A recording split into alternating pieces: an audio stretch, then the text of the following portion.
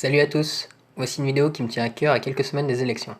J'espère vraiment que vous la regarderez dans sa totalité et que vous la partagerez en masse car il me semble nécessaire qu'un maximum de personnes connaissent les informations que je vais rappeler ici avant d'aller voter en avril prochain.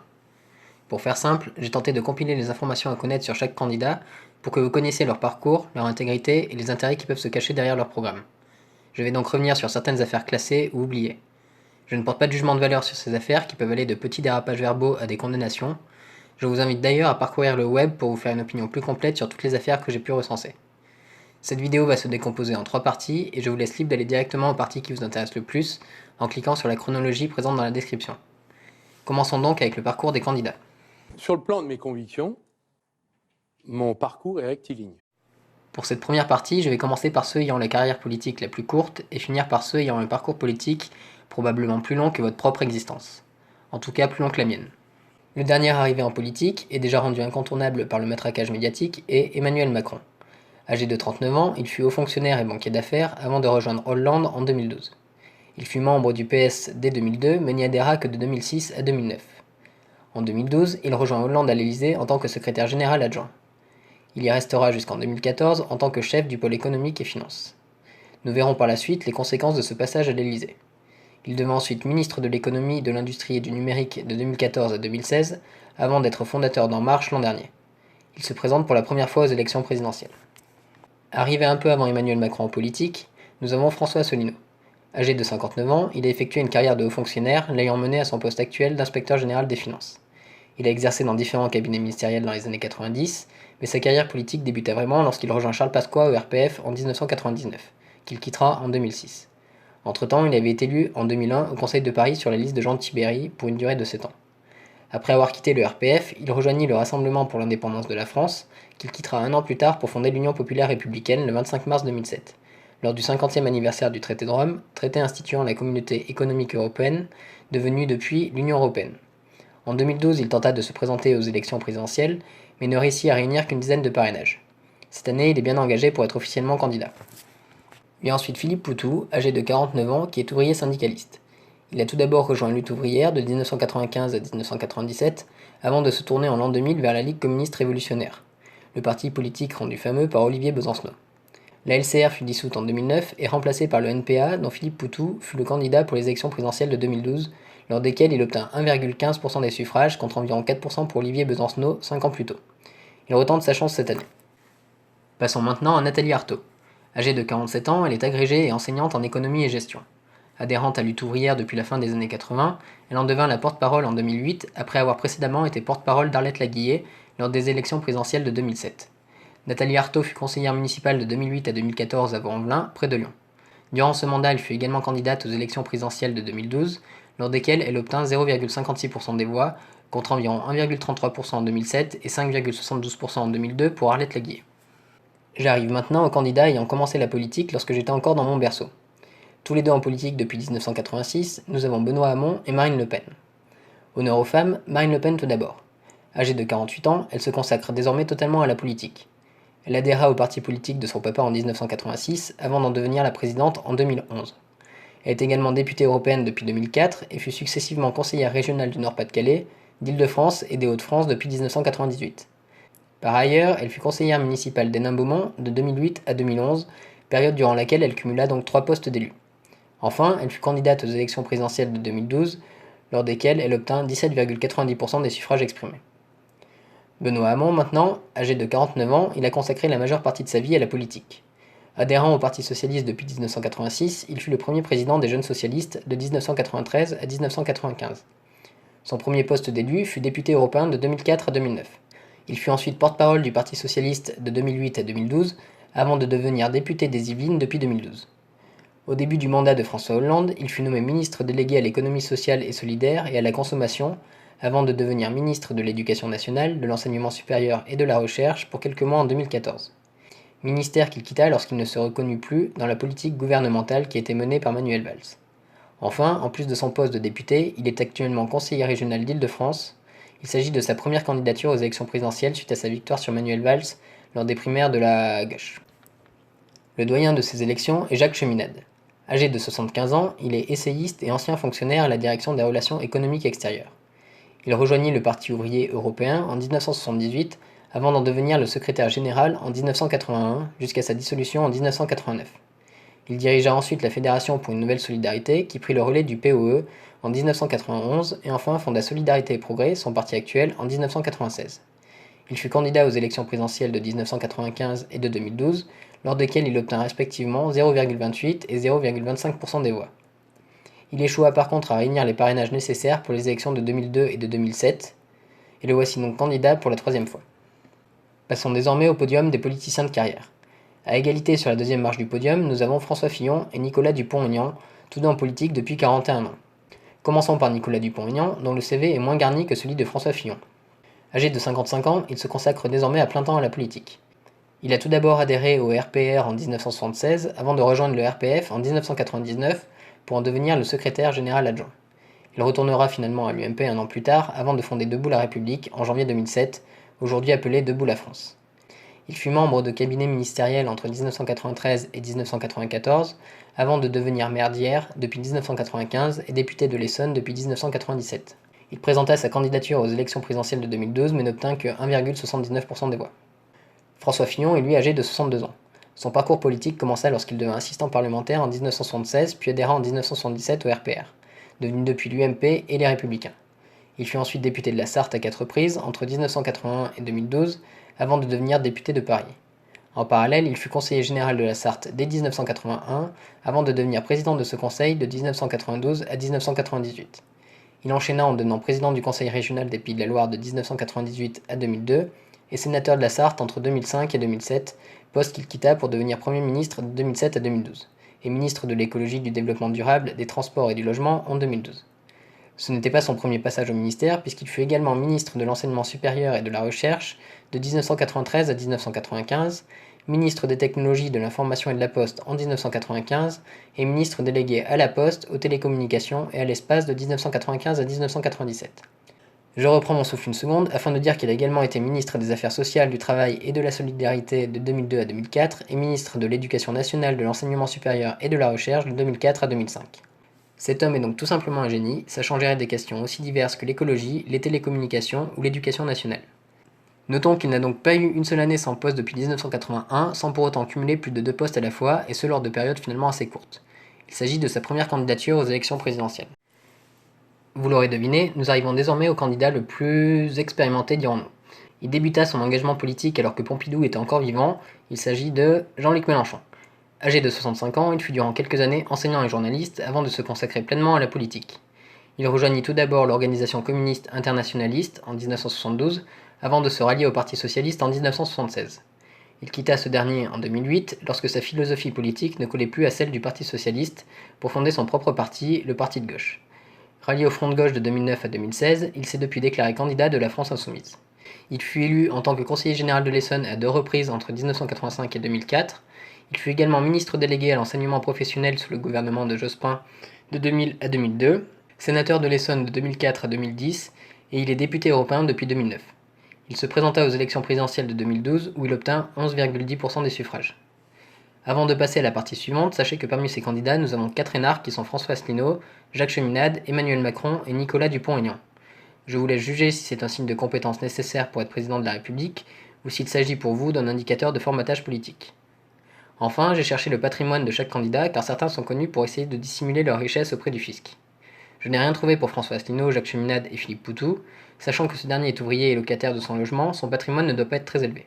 Ensuite, en partant du patrimoine le plus faible au plus élevé, en étant bien évidemment approximatif, nous avons Nathalie Arthaud avec 100 000 euros d'après ses déclarations publiques, Benoît Hamon avec 150 000 à 500 000 euros selon l'état de remboursement de ses emprunts que je n'ai pu trouver, Nicolas Dupont-Aignan avec 350 000 euros, Jean-Luc Mélenchon avec 600 000 euros, François Fillon avec 1 million d'euros, et en tête nous avons Marine Le Pen et Emmanuel Macron avec chacun un patrimoine situé entre 1 et 2 millions d'euros. Je précise que j'ai une vision très large de ce qu'est une casserole. Cela implique pour moi tout ce qui peut être sujet à critique morale ou judiciaire. Ne voulant pas préjuger de qui a les plus grosses casseroles, je vais présenter les candidats par ordre alphabétique pour cette partie. J'ai essayé d'être exhaustif, mais il est possible que des affaires m'aient échappé, soyez donc indulgents avec moi, je ne tente pas ici d'être plus dur avec certains candidats et indulgent avec d'autres, je tente juste de vous apporter de l'information pour que vous puissiez juger de l'intégrité des candidats, et donc de leur légitimité à diriger l'État français. Je débute donc avec Nathalie Arthaud. Au risque de vous décevoir, je n'ai trouvé aucune affaire trouble dans laquelle elle est impliquée. Elle n'a par ailleurs jamais subi de mise en examen ou de condamnation, et je passe donc directement à François Asselineau. Pour son grand malheur, je fais partie des rares Français le connaissant malgré le silence des médias à son sujet. Je connais donc en détail son programme, mais je connais également un de ses faux pas. En 2010, il a, malheureusement pour lui, effectué des conférences dans des locaux de personnes classées à l'extrême droite. Il s'est expliqué sur cette affaire, expliquant qu'il ne connaissait pas les idées politiques des propriétaires et qu'il cherchait uniquement à faire connaître l'UPR. Je vous laisserai chercher sur internet ses explications. Il s'agit de la seule casserole que je connaisse à son sujet. Il n'a par ailleurs jamais été mis en examen ou condamné. Jacques Cheminade maintenant, j'ai trouvé à son sujet plusieurs condamnations. Il a tout d'abord été condamné au début des années 90 à 15 mois d'emprisonnement avec sursis et 3 ans de mise à l'épreuve pour vol d'une vieille dame avec 3 complices pour une somme avoisinant 1,2 million de francs entre 1984 et 1986. Il fut également condamné pour dons illégaux et ses comptes de campagne furent ainsi rejetés en 1995. Il y a dans cette condamnation une certaine injustice car Jacques Chirac et Édouard Balladur, auteurs des mêmes fraudes, n'ont pour leur part pas été condamnés. Il a enfin été condamné à 15 000 € d'amende en 2004 pour diffamation publique envers Dominique Perben. Une dernière affaire concerne l'utilisation illégale d'une image de Mylène Farmer pour les élections européennes de 1989, qu'il dut retirer suite à une plainte de l'artiste. Je passe rapidement sur Nicolas Dupont-Aignan qui, comme Nathalie Arthaud, n'a aucune casserole, mise en examen ou condamnation, et j'arrive à François Fillon. Pour certains, François Fillon était probablement un candidat sans reproche avant le Penelope Gate et l'acharnement médiatique qui s'en est suivi. Eh bien, ce n'était pas vraiment le cas. Comme nous l'avons vu dans la première partie, il est au pouvoir depuis 1981 et a donc eu le temps de faire quelques petites choses immorales. Premièrement, sa gestion des fonds publics est loin d'être exemplaire. Entre 2005 et 2007, il avait déjà été accusé d'avoir détourné 21 000 € de fonds destinés à l'UMP à son profit. Alors vous allez me dire, c'est l'argent de son parti, ça ne me touche pas vraiment. Eh bien sachez qu'il l'a aussi fait avec l'argent public de l'État. Lorsqu'il était Premier ministre, il a en effet utilisé des jets privés pour entrer chez lui les week-ends, pour un coût total estimé à 1,3 million d'euros. En 2009, il avait aussi effectué un séjour de 3 jours à Marrakech aux frais de l'État pour un total de 180 000 €. Deuxièmement, son bilan en tant que Premier ministre sous Nicolas Sarkozy n'est pas non plus exemplaire. On peut déjà se demander comment il est resté 5 ans aux côtés d'un homme aussi trouble que Sarkozy, impliqué dans de nombreuses affaires telles que le potentiel meurtre du président libyen Kadhafi, qui avait participé au financement de sa campagne de 2007. Mais pour ne s'attarder que sur le bilan comptable, il ne faut pas oublier que lorsque François Fillon était Premier ministre, il y eut 1 million de chômeurs supplémentaires, la dette publique augmenta de 600 milliards d'euros, 350 000 emplois industriels furent détruits, 337 000 personnes de plus se retrouvèrent sous le seuil de pauvreté, et j'en passe. Je vous laisserai chercher le bilan détaillé sur internet. Troisièmement, François Fillon, c'est un peu « faites ce que je dis, pas ce que je fais ». Celui qui prône l'importance du travail est largement en dessous de la moyenne des autres députés en termes de présence à l'Assemblée nationale. Par ailleurs, membre de la Commission des Affaires étrangères, sa présence n'a été notée que 84 fois sur 375 réunions organisées de 2012 à 2016. Et enfin, après avoir dénoncé le fait qu'un candidat mis en examen devrait retirer sa candidature lors des primaires de la droite, il maintient aujourd'hui la sienne malgré sa mise en examen. Depuis que j'ai été désigné par les électeurs de la droite et du centre à la primaire, c'est une avalanche de calomnies et de critiques. Presque chaque jour, il y en a de nouvelles. Donc oui, je serai candidat. Il n'y a qu'une seule chose qui m'empêcherait d'être candidat, c'est si mon honneur était atteint, si j'étais mis en examen. Je termine finalement avec les affaires actuellement en cours. Il est accusé d'avoir fait bénéficier à sa femme d'un emploi fictif pour un total de 900 000 € bruts. Elle a également touché des indemnités de licenciement à ce titre pour 45 000 €, et ses enfants auraient touché 84 000 € alors qu'ils n'étaient qu'étudiants. Il est aussi au centre d'un conflit d'intérêts pour avoir conseillé AXA après son mandat de Premier ministre pour un montant de 200 000 €. Enfin, le projet Arcadie le soupçonne de faux et usage de faux lors de la présentation de son patrimoine. Notons que François Fillon n'a jamais été condamné, mais il est aujourd'hui mis en examen pour la première fois de sa carrière. Même s'il n'a jamais été jugé coupable de quoi que ce soit, jusqu'à présent, je pense ne pas trop m'avancer si je considère que cela fait beaucoup de soupçons et de prises de décision immorales pour un seul homme. Passons désormais à un candidat un peu moins sulfureux, Benoît Hamon. J'ai trouvé à son sujet 2 casseroles touchant son entourage. Tout d'abord, il a choisi comme porte-parole Alexis Bachelet, qui est un soutien du collectif contre l'islamophobie. Il faut savoir que le directeur exécutif de ce collectif, Marwan Mohammad, est en relation avec des milieux radicaux islamistes. Ensuite, sa femme, Gabrielle Gallard, est devenue lobbyiste chez LVMH quelques semaines seulement après l'entrée en fonction de Benoît Hamon comme ministre. Ceci n'est pas une casserole en soi, chacun peut mener la carrière qu'il entend. Mais à ce poste, la femme de Benoît Hamon a fortement soutenu la mise en place de la loi Macron et de l'ubérisation de la société, et il semble difficile de croire que Benoît Hamon mènera une politique radicalement différente de celle de Macron ou Hollande, vu le parcours de sa femme. Il n'a par contre jamais été mis en examen ou condamné. Nous voici arrivés à Marine Le Pen. Je précise que je vais me concentrer sur les affaires la concernant directement, car la dernière partie sera consacrée aux affaires dans lesquelles sont mêlés les partis politiques des candidats.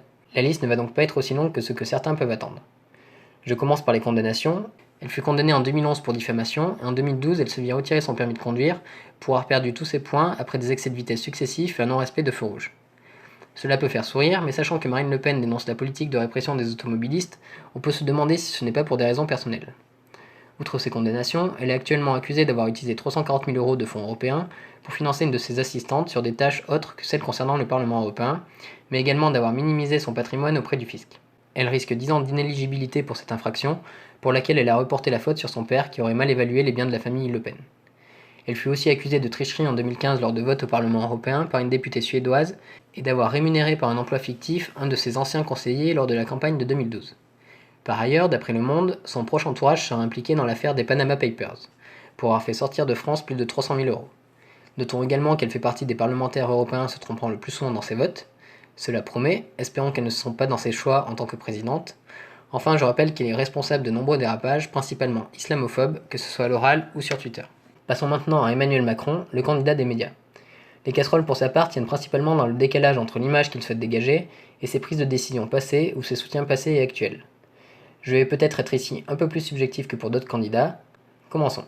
Premièrement, Emmanuel Macron nous est vendu comme le candidat anti-système, ni à gauche ni à droite. Je ne vais pas revenir sur ses déclarations dans lesquelles il se classe parfois à gauche, parfois socialiste, parfois en dehors du clivage gauche-droite. Des vidéos très bien faites sont disponibles sur internet pour mettre en avant ses incohérences sur son appartenance ou non à la gauche. Je rappellerai juste qu'il a malgré tout été membre du Parti Socialiste durant 3 ans. Sur son côté anti-système, nous pouvons également en douter. Je mettrai en lien une vidéo explicitant qui sont ses soutiens. Vous verrez qu'il est soutenu par plusieurs élus PS en poste depuis des décennies, par le créateur du RSI, par de grands noms tels que Dominique Strauss-Kahn, ancien président du FMI, par des conseillers des plus hautes sphères tels que Alain Minc et Jacques Attali, par le président du MEDEF Pierre Gattaz, et par plusieurs présidents ou patrons de grands groupes, multimillionnaires voire milliardaires. Je vous laisserai chercher la liste de ces riches soutiens, mais sachez qu'ils sont propriétaires du Monde, de l'Obs, de Rue 89, d'ITélé, de C8, de Canal+, du Parisien, des Échos, de BFM TV, de AMC, de Libération et de l'Express. Vous voulez donc de l'information objective sur les candidats au présidentiel, ne regardez pas ces chaînes et ne lisez pas ces journaux. Oui, donc Emmanuel Macron s'inscrit totalement dans le système. Mais ce serait bien faible comme casserole. Donc regardons un peu ses actions passées. Son parcours au sein de la banque Rothschild laisse supposer qu'il est du côté de la finance et des grands patrons. Mais comment s'assurer que ce n'est pas une accusation infondée ? Tout d'abord, lorsqu'il était secrétaire général adjoint de Hollande, il fut à l'origine du crédit d'impôt pour la compétitivité et l'emploi et du pacte de responsabilité. Cette idée de génie permit de sauver une centaine de milliers d'emplois pour quelques dizaines de milliards d'euros par an. À ce prix-là, il aurait mieux valu embaucher directement des chômeurs en tant que fonctionnaire. Ce fut donc un cadeau aux entreprises. Par ailleurs, lorsqu'il était ministre de l'économie, il a participé à la vente d'un fleuron industriel français, Alstom, à General Electric, alors que des solutions au minimum européennes étaient envisageables. Nous voyons donc qu'il a peu de volonté de préserver les intérêts de la France. Or, il s'agit bien du président de la République française que nous allons devoir élire en avril. Deuxièmement, Emmanuel Macron n'est pas vraiment soucieux de la morale concernant l'argent. Il est tout d'abord accusé d'avoir utilisé 80% de l'argent réservé à ses frais de représentation quand il était ministre à des fins personnelles pour financer son propre réseau et sa campagne à venir. Il a également sous-estimé son patrimoine pour être sous la barre imposable à l'ISF en 2013-2014 avant d'effectuer en vitesse une déclaration modificative quand l'affaire fut révélée.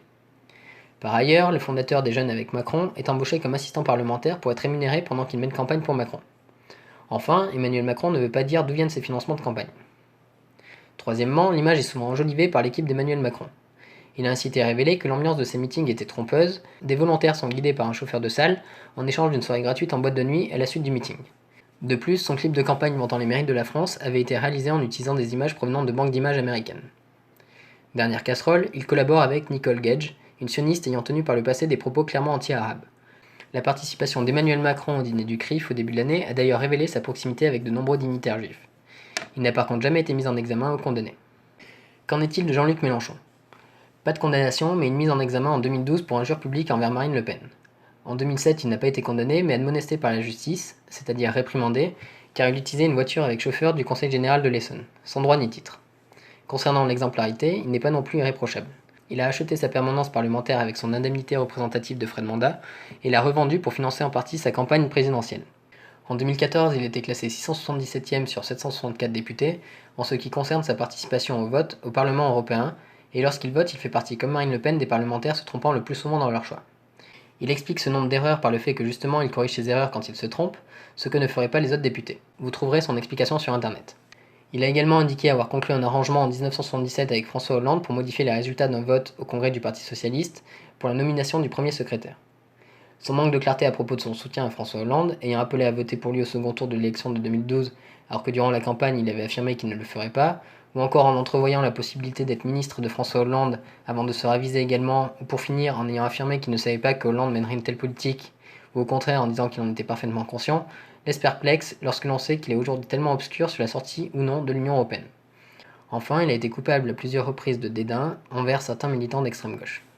Enfin, je n'ai trouvé aucune casserole, mise en examen ou condamnation concernant Philippe Poutou. Vous voilà désormais informé sur les différentes casseroles des candidats, mais comme les législatives suivent et que je pense qu'il est important de connaître le parti des candidats présidentiables, puisque dans l'élan de leur élection, ils ont généralement des candidats qui sont élus députés, passons de suite à la troisième partie. Je veux dire, ce jugement n'a pas de légalité, donc nous irons évidemment Vous allez faire appel ? Évidemment. Cette partie va être plus courte que la précédente car je ne vais pas rentrer dans le détail des condamnations. Tout d'abord, pour Lutte ouvrière, l'UPR, Solidarité et Progrès, DLF et le NPA, je n'ai trouvé aucune affaire en cours, ni de condamnation dans le passé. Pour être honnête, Olivier Besancenot avait été condamné en 2011 pour avoir séquestré un cadre de la Poste, mais je n'avais pas à cœur de le compter. Concernant les Républicains, le parti a été condamné en 2009 pour avoir utilisé illégalement un morceau du groupe MGMT lors de ses meetings. Ensuite, que ce soit pour cause d'emploi fictif, de proxénétisme aggravé, de corruption, d'abus de biens sociaux, de faux usage de faux, de fraude fiscale, d'abus de confiance, de diffamation, d'injures, de violation des règles de financement de campagne, de violence, de négligence, de prise illégale d'intérêt, de fausses factures, d'outrage à magistrat, de blanchiment d'argent, de discrimination, et j'en passe, les représentants des Républicains, anciennement UMP et RPR, ont été condamnés à 56 reprises et mis en examen 17 fois depuis 1997. J'ajoute que les affaires de personnes décédées ou ayant été exclues du parti ne sont pas décomptées ici. Cela représente environ une condamnation tous les 4 mois. Concernant le Parti socialiste, le bilan n'est pas plus glorieux. En effet, 64 condamnations et 10 mises en examen de représentants ont été dénombrées depuis 1996 pour des raisons globalement similaires aux Républicains. A noter que le Parti socialiste n'a pour sa part subi aucune condamnation directe. Comme pour les Républicains, les affaires de membres exclus du parti ou décédés ne sont pas décomptées ici. Venons-en au Front National. Le parti a été condamné 4 fois entre 2007 et 2010, dont un remboursement de dette de 6,3 millions d'euros. Les représentants du Front National ont été condamnés à 23 reprises et mis en examen 2 fois depuis 1985. Cependant, Jean-Marie Le Pen ayant été condamné 21 fois à lui tout seul, est actuellement accusé comme sa fille d'avoir détourné des fonds européens pour un assistant fictif et un montant de 320 000 euros, le nombre de condamnations du Front National est de 48 en 32 ans, soit une condamnation tous les 8 mois. 2 fois moins que pour les deux partis majeurs que sont les Républicains et le Parti Socialiste. Probablement qu'à nombre d'élus égal, le nombre de condamnations le serait également. Enfin, le Front National est également accusé d'avoir utilisé un micro-parti appelé Jeanne pour augmenter la quantité de fonds récoltés. Encore une fois, tout ceci est sans compter sur les affaires de membres n'étant plus présents au Front National aujourd'hui. Jean-Luc Mélenchon étant le candidat d'un mouvement, la France Insoumise, il est plus compliqué de revenir sur les affaires de membres de son parti. On pourrait lui attribuer celle du PS jusqu'en 2008, mais comme il en est parti, je le dédouane. Je note juste que la France Insoumise est actuellement soutenue entre autres par le Parti communiste français, dont les représentants ont été condamnés à 7 reprises et mis en examen une fois depuis l'an 2000, pour le même genre d'affaires que les partis précédents. Enfin, parmi les soutiens d'Emmanuel Macron, nous pouvons compter 6 personnes condamnées, dont Daniel Cohn-Bendit pour ne citer que le plus connu. Je termine en précisant un point qui ne me semble pas négligeable, qui est l'endettement des partis. Je n'ai pas trouvé l'information pour tous les partis, mais je pense que la plupart d'entre eux sont à peu près à l'équilibre. La France Insoumise et En Marche ne sont pas des partis politiques à proprement parler, et ont été constitués dans l'année qui vient de s'écouler, donc l'information n'est pas disponible. Par contre, 3 partis sont endettés. Il s'agit du Front National, à hauteur de 5 millions d'euros, le Parti Socialiste pour plus de 40 millions d'euros, et les Républicains pour plus de 60 millions d'euros. Je pense qu'il serait intéressant de se demander s'il est prudent de laisser la gestion de la dette publique à des représentants de partis politiques ne survivant que grâce au bon vouloir des banques, et ce malgré les millions d'euros de subventions qu'ils reçoivent chaque année. Il ne faut pas vraiment s'étonner que la dette ait autant gonflé en 40 ans, avec des gestionnaires aussi mauvais, et que les sanctions et réglementations vis-à-vis des banques soient presque inexistantes. Nous voici arrivés au terme de cette vidéo. Je vous laisse apprécier les informations que je viens de vous livrer, approfondir avec les liens qui sont dans la description et recouper ces informations avec vos propres connaissances. Pour ma part, étant attaché à l'intégrité des élus, je ne pourrais pas voter pour le Parti Socialiste, les Républicains ou le Front National qui ont prouvé à de nombreuses reprises leur incompétence pour ne pas dire plus. Emmanuel Macron est soutenu par les ennemis de mes idéaux, donc je l'exclus également. Jacques Cheminade a été condamné, et Mélenchon n'a pas toujours fait preuve de l'attitude que j'attends d'un élu. Il ne me reste plus qu'à choisir qui a le meilleur programme entre Nathalie Arthaud, Philippe Poutou, François Asselineau et Nicolas Dupont-Aignan. Je ferai d'ailleurs, je l'espère, une vidéo sur le programme des candidats très prochainement. En tout cas, j'ose espérer que vous saurez ne pas voter pour les plus pourris d'entre eux. Chacun met la limite où bon lui semble, mais ne soyez pas surpris si vous êtes déçus après leur élection. N'hésitez pas à vous abonner à ma chaîne ou à aimer ma page Facebook. Bonne campagne présidentielle et à bientôt. Et aujourd'hui, est-ce que vous, personnellement, vous savez pour qui vous allez voter? Ah non, moi je sais ce que moi je vais faire. Je vais voter pour un petit candidat au premier tour. Un petit candidat au premier tour, et au deuxième tour, je pense que je vais voter nul. D'ailleurs, dans mon prochain livre, on avait 2 solutions. Soit on mettait des sacs à vomi, à la fin du livre, parce que ce que j'ai encore découvert est assez grave, et puis ça nous coûtait un petit peu cher. Donc en fin de compte, on a mis des bulletins de vote à découper. Les gens les découpent, et puis s'ils veulent, ils les mettront dans l'urne au deuxième tour. Je refuse aujourd'hui d'être manipulé. Je refuse aujourd'hui de ne plus voter par conviction, mais de voter par élimination. Et malheureusement, tout ce que nous proposent ces gens-là, qui sont des produits périmés, périmé. Vous savez ce que c'est qu'un produit périmé, hein? Quand on le prend dans la frigidaire, quand le produit est périmé, on les met à la poubelle. On nous propose que du produit périmé.